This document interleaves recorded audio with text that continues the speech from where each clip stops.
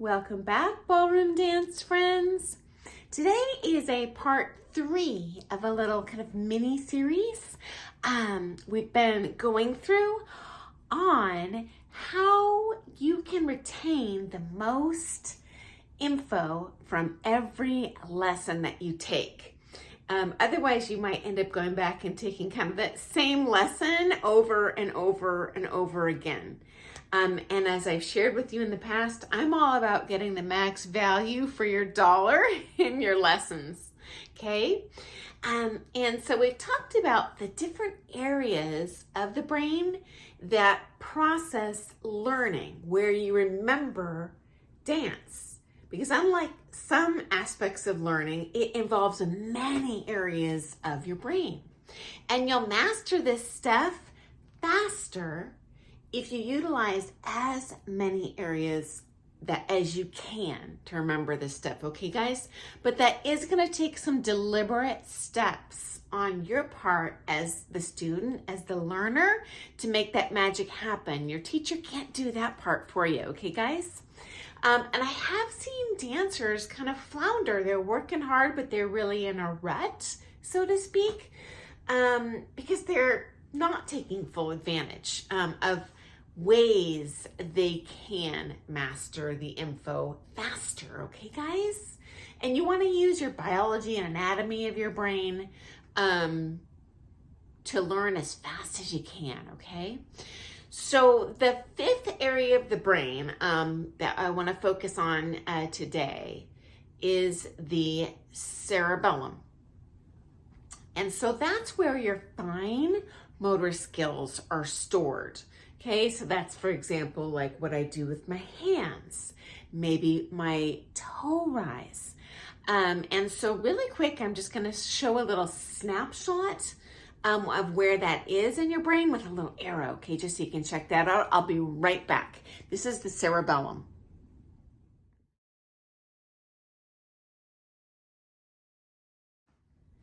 Okay guys, so hopefully as you saw, that little part we're talking about right now is that little yellow part.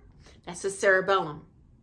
This is where your mind remembers and hardwires kind of the fine motor skills. For example, what is my ankle rise and a scattershot? You know, these are fine motor skills. Those gross motor skills are like thighs and stuff, but honestly, dancing doesn't use a lot of those. It's misleading visually. A lot of it, most of it is fine motor skills and isolations. Okay, and different muscles doing different things at different times. So how can we learn this the fastest and kind of wire this area of the brain in to learn faster? It's isolations and repetitions. So many students, I find you teach them one thing and they're like, oh, I did it once, let's do that and add more, which trust you me, I want to add more. I always add more, but if you try to do everything all at once, guys, it's gonna take 500 times as long to learn. For example, be no different than if I were learning to juggle. I can learn to juggle with 1 ball, and then 2 balls, and then 3 balls. But I can pretty much guarantee if you start out with 15 balls, you're never gonna learn to juggle, okay? And I know that's hard. It takes a lot of patience. I feel it too. I'm so eager to do everything. But definitely take the time. Here's the good news. You can do this and should do this, not only in your lesson, but at home, alone. You don't even need a partner to do it. What shape are my fingers making? And do it over and over and over again. Not even worrying about anything else. Just move one body part at a time. I'm doing my feet. I'm doing my knees. I'm doing my hands. I'm doing my arms. Doing my shoulders. Whatever. If your pro is meticulously working through repetition of this one thing, you know, they're not wasting your time. You probably need it, and that's the sweet spot they're trying to hit. But that's something you can do on your own. Don't have to pay someone to do that, okay? Obviously, you need to pay for the info, but once your pro gives you that info, hey, do yourself a favor and do it on your own. Now, just a heads up, I have taken with, honestly, guys, world championship level pros who don't know the lead or conversely the follows parts. They physically know what it should feel like. Tactile wise, they can lead you through, but if you were to ask them what's the angle, what's the rise, they actually don't know. And I found this never the case with people that teach as singles, so to speak, like if they don't have a dance partner in their studio. I've never encountered a dance teacher at any level who doesn't know the lead and follows part, but I'm surprised by the number of even elite level dancers if they are teaching in a studio where their partner also teaches, where they just don't bother learning the other person's part, or maybe more often, they'll learn it for their certification and then they just don't think about it anymore and forget right away. So here's a little kind of clue to know if that's happening. If they always say, well, feel this or just follow me, that probably means they're not as familiar with your part as they should be. In that case, totally not a deal breaker. They can be an amazing teacher, but definitely it's, in my opinion, worth the investment, to throw in occasional lessons with their partner, to ask any of these fine motor skill things, like what are my heels and toes in this figure? What angle should I be taking? How do I do this, and copy, them. So you just get the full picture and can utilize all those areas of your brain and not just that tactile portion. Okay, guys.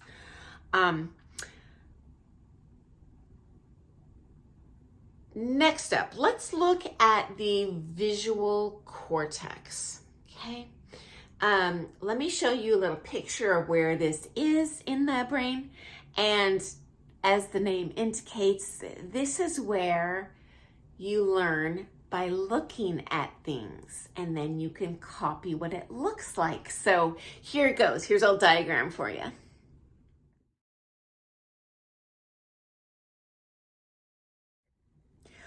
Okay, so hopefully you could see it was that little pink area kind of towards the back. Okay, guys? And so many of us, I find especially many follows, tend to be pretty visual in how they learn naturally. And so if that's your sweet spot, this is probably a strong area of the brain for you. That being said, you are doing yourself a great disservice in your lessons if you're just like, well, just show me, just show me, just show me. And you only ask for that one area of the brain to process the information. Even if you hate hearing the mechanics, even if you hate isolating the muscles, even if you hate repetition, writing it down, whatever, you're going to benefit by using all these areas and not just the visual. Likewise, if you're not a visual person, always ask your pro to show you what your part is. Okay, guys? Because honestly, me as the pro, hey, I get real excited when I teach, and I might teach someone one way and they just get it right out of the chute. I'm like, oh, we're done. Let's do the next thing. And the reality is I'm probably doing my student a disservice doing that by getting so excited. So if I or your pro neglects, like to show you, oh, here's your heels and toes, or here's visually what it looks like, definitely ask them, because I'm sure they can show that to you. Okay, guys? Okay, next area of the brain we want to take a quick look at to maximize your learning potential there is your temporal lobe. Okay, so this is where your brain processes music. And obviously, guys, music is a huge part of ballroom dancing. As a matter of fact, you can be the most gorgeous, amazing dancer in the world. If you cannot dance to the beats of the music, you're not going to get any marks. So, and specifically for in case of learning, it's the right half of that temporal lobe. The left half processes music as well, but that's more like the words of the songs, whereas the right lobe is more like it's the melody and the beats. And the beats are what's most important for you as a dancer. And if you are a teacher or you want to become a teacher, this is extraordinarily important. If you want to max out your students' choreography, mathematically to hit the sweet spots of the music. So if there's a powerful beginning or end of a phrase in the music, you want to smack out, some sort of picture figure. If it's a softer part of the inside of a phrase of the music, you want to have more softer linear traveling figures. It'll just look more musical. And I don't think I've done a video on this. Maybe at some point I will. This one would be a hard one because I don't put music on my videos because I don't want a copyright infringement. But all music, at least ballroom Latin, 99% is mathematically based. And so usually it's in sets of 8 bars. So when I talk about phrasing, that's what I'm talking about. If you're a student, don't worry about it. That's your pro's problem to worry about it. But I'm just saying, I know a lot of people I do find, ultimately have teaching goals. And if that's the direction you're headed, this temporal lobe, right hemisphere stuff, super important. And I would, at that point, go into the mechanics of get some music lessons too, if you weren't raised in that. I have found that students who start learning music as kids, whether they're in choir or band or whatever, this comes actually quite naturally and they don't need to focus on it too much. But I do find if I have adult students who have never taken music classes outside of their, high school required music class or whatever, they actually really struggle with this. I almost wonder if that learning part of the brain is kind of like learning a foreign language where there's really like this ideal time in your life to access that part of the brain. And then after that, it's not impossible. It's just a little more challenging. So if your teacher has ever mentioned like, hey, you're dancing off time or something, I would definitely take some extra steps on your own, which I know it sounds silly, but you know what? When you're listening to modern music or country or whatever your jam is in the car, driving, count along. I know that sounds crazy. 1, 2, 3, 4. 1, 2, 3, 4. It's gonna help your dancing because that's just one less thing you're gonna have to micromanage when you're out there on that social floor competing like on top of everything else in the floor craft. 1, 2, 3, 4. You really are going to benefit if this is on autopilot, friends. I promise you. I can also tell you as a social dancer myself, I love social dancing. I can follow anything. But if my lead is off time, oh my goodness, suddenly it becomes like rocket science. So it's a definite help. Leads, it's a help to your partner. If you can lead on time. It honestly follows. It's a great help to your partner if you understand the musicality, because I am not a lump on a log. It is my job to co-pilot when things go a little cattywampus. If I'm competing and he forgets the routine, he gets thrown off because someone's in our way. If I know, oh, this was supposed to happen on beat 1. Okay, next beat 1, I'm going to take over just for a sec. And then give the reins back to him just to get him back on the rails. That's my job as a partner. If I just hang on to him the whole time, you're going to be really heavy. So anyway, once again, I've gone way over my 10-minute mark, guys. So I'm going to be back tomorrow. Maybe not tomorrow. As soon as I have time. It'll be soon, guys.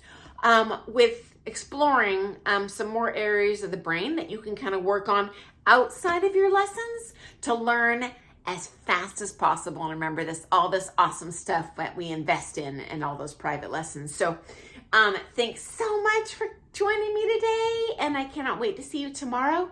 If you're interested in all things ballroom dance, we cover totally different stuff every day here about the ballroom dance world. So, hey, subscribe if you're interested in that.